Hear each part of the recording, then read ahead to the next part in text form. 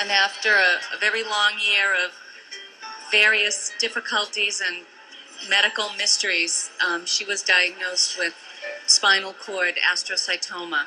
Wow. Here in Boston at Tufts at the Floating Children's Cancer Center. And that was quite a week for our family, October of 2004. It's not something you ever think you're going to hear. And, when a bunch of doctors walk into a room after an exploratory examination and say, why don't you take a seat? You sort of want to say, no, I don't think we will take a seat because you're going to say something bad. And, when you just don't think doctors are going to say, we found tumors on your child's spinal cord. And the floor really literally falls out from under you. You just, like, everything that's going on in your life just suddenly comes to a complete stop. It all changes.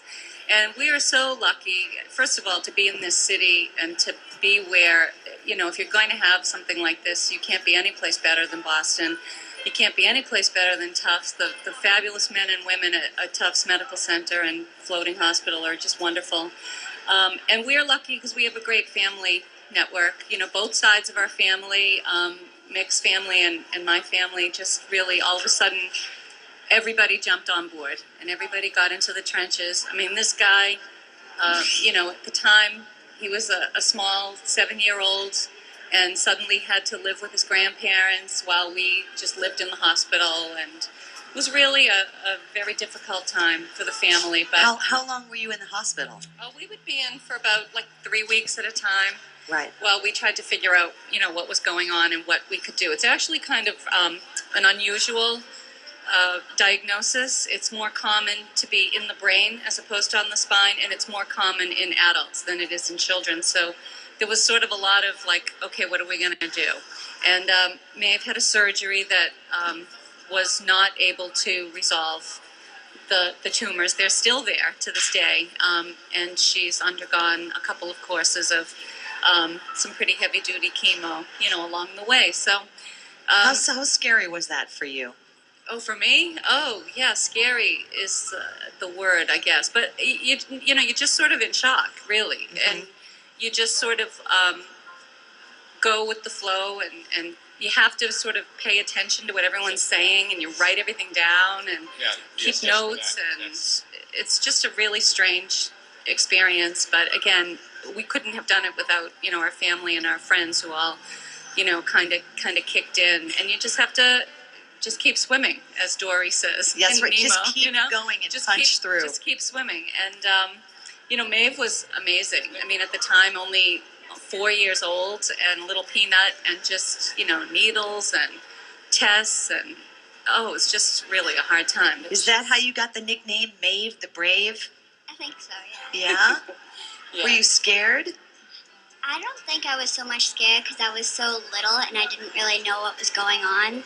But if I was in that position now, I would really be scared.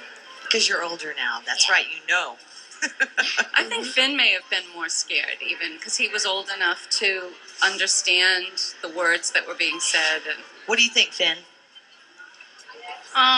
Well, I just kind of knew that she was going to be sick and she was going to be hospitalized for a while, and I knew that I had to battle through it, and it was going to be tough, but I knew that I could get through it if I tried, and I would be strong to be able to deal with something like that.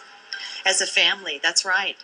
So let me give the phone number. It's 888-354-9474, raising money to make more wishes like this for families like this. You can become a wish maker for $15 a month or a one-time donation. That's great. And we do have all those fantastic incentives, but this is what it's really about, affecting families that are going through a very difficult time. Yep. And you tell me about the Make-A-Wish. Yes, yeah. We were first made aware of our eligibility for a wish very early on in Maeve's journey, and I remember the wonderful child life specialists, in the clinic, presenting me with the paperwork of, when you're ready, this is, something you have available to your family. And I took it and I put it away in Maeve's big File. Pendaflex or Yeah. Filoflex. And I just said, yeah, someday. Like, it's so not even possible when the child is first ill and going through treatment to even leave the city or be on a plane or any of that is not possible. So it became something that we looked forward to and that Maeve looked forward to. And, if you do the math, she was diagnosed in '04. We didn't do our wish until '07. Wow. So it really was something kind of out there that, when she was stable enough that we could take a trip like that, it became, something we put on the table. I just pulled out the paperwork one day, said, you know what, like, we're not in treatment right now. She's feeling well, and I'm going to call these people and see what happens. And I basically went online, put in her name, and we got a call the very next day. That's and great. About a day or two later, our wish volunteer, Erin, showed up at our door, and she was a neighbor, as it turned out. And we started looking on the website. What did you wish for, Maeve? I wish to go on a cruise ship. A cruise ship. Yeah, because I really wanted to do something that kind of involved the whole family. Like at first, I looked at some of like the single things because there are so many things. But then I decided that I really wanted to do something like together that we can all enjoy because it wasn't just me really battling through it. It was all of us as a family. Did it make you feel better knowing that you had that wish coming up? I think it really made me feel better, and it helped me to get through like the really tough times with like the chemo. Because I remember sometimes with the chemo, it was so hard. Like I had to do all these crazy things to have to take those pills, and it's like not fun at all. No. So it was really fun to look forward to. That's awesome. Yeah, try getting a 4-year-old to swallow a pill that's as big as like a horse pill, and we would be like chasing her around the house with it. It was not good. Is that true, Maeve? We Yeah. had prizes galore and all kinds of contests. And They used to hide it in my food sometimes. Oh, I would do that too. It's not good. It was very difficult. Maeve, why don't you give the phone number out for people to call in? Well, you must call 888-354-9474. Because we only have like an hour left, and we only do this once a year for the Yeah. Make-A-Wish Foundation. And you tell everybody how important it is. It's really important because the struggles the kids go through, including myself, it's really like a light coming towards you when you get to do whatever you want for something. Like to have a wish like that, it's really important for those kids. So you need to call. To look forward to, and then to have a break and have Yeah. some fun. What was really fun that you did on the cruise besides eat food? I know you ate food. Yeah. Well, there was a kids club that we got to go to, and that was really fun. There were even relaxing and like sleeping. There was a huge water park like on the boat. Oh, here's a picture. Oh, that's Yeah, awesome. There Maybe were just to bring so a many picture to fun be on the radio. things.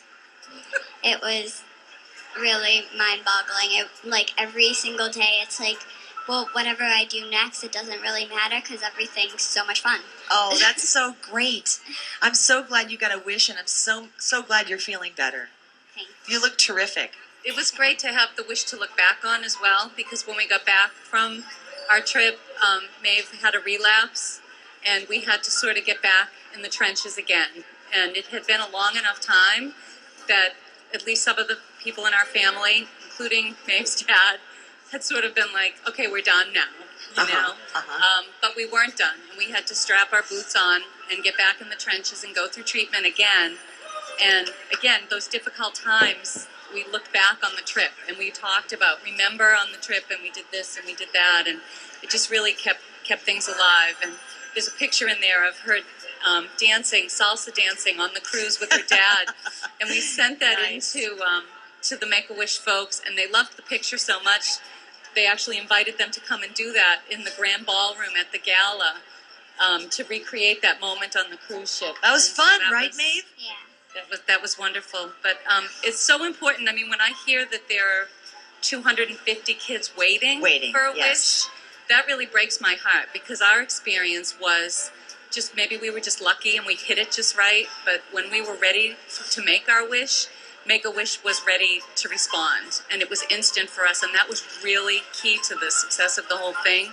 But if there are children waiting, that's so sad. I mean, if only I could just wave a magic wand and let I every know. one of those kids who's on a waiting list get their wish.